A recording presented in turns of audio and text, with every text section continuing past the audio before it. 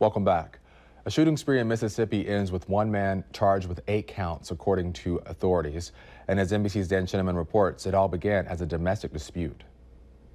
I just wanted to live. Authorities in Mississippi say an argument between a man and his estranged wife over their children ended in gunfire. I ain't fit to live, not after what I done. Saturday night, investigators say a sheriff's deputy was called to a domestic dispute in Lincoln County, about 70 miles south of Jackson. When the deputy arrived, he was shot and killed by a male subject, who then killed 3 women at the home and drove to 2 more homes and killed 4 more people before he was apprehended. Authorities identified the assailant as 35-year-old Willie Corey Godbolt. He talked to a local newspaper after his arrest. I was having a conversation with her stepdaddy and her mama and her, my wife, about me taking my children home, and somebody called the officer. Moments later, he revealed his motive. Suicide by cop was my intention. The reporter who talked to Godbolt said it was surreal. I'm not a psychologist, but he knew what he had done, and he was not afraid to talk about it. In all, 8 people were killed, including a sheriff's deputy, identified as William Durr, a 6-year veteran of law enforcement. Godbolt, who said he suffered a gunshot wound, was taken to a nearby hospital. Before he was transported, he was asked, "What's next?" Deal. Dan Shinneman, NBC News.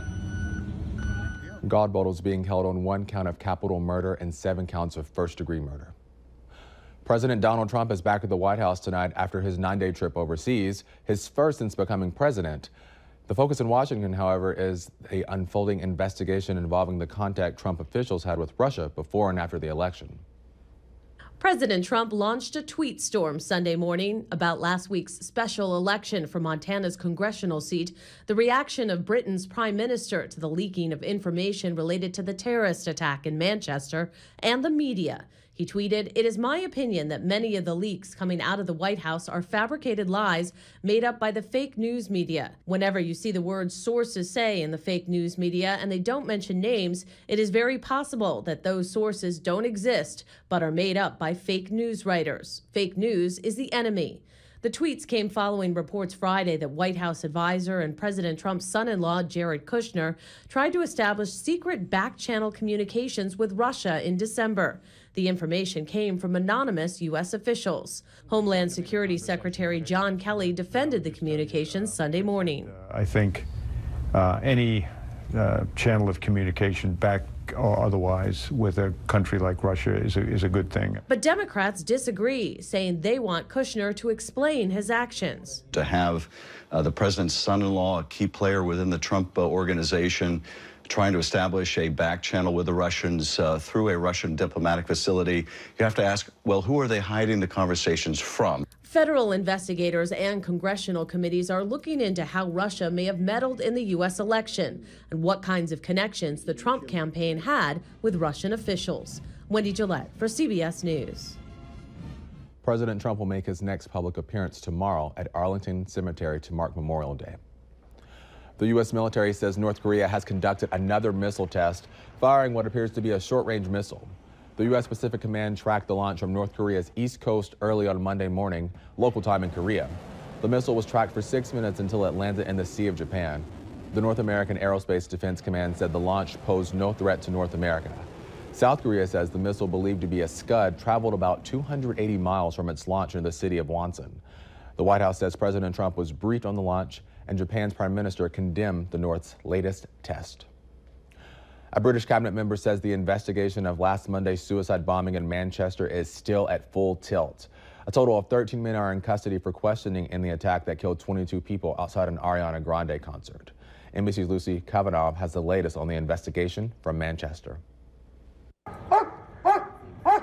Another raid, another arrest. Police say they've captured a 25-year-old man who was taken in on suspicion of terrorist offenses. I'm shocked, obviously, but I'm proud of the police for what they're doing.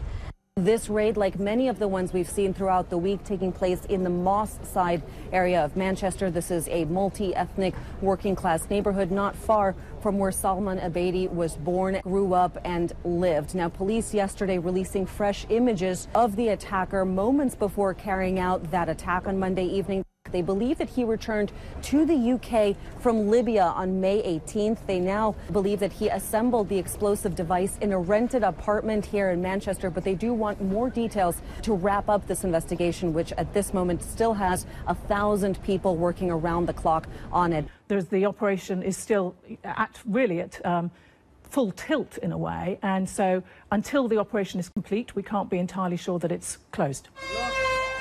But none of this has prevented Manchester from coming out into the streets this afternoon for the Great Manchester Run. Nearly 40,000 people racing for different causes, all of them united in the face of this one attack. And originally it was to run for us, but not now. It's to run for Manchester and the world. That's what the yellow's for, the ribbon's for. It's just, we've got to do it. We just can't, we just can't let them win. Manchester is clearly not a city that will be cowed in the face of this terror. Lucy Kafanov, NBC News, Manchester. Up next, tipping and when you should do it.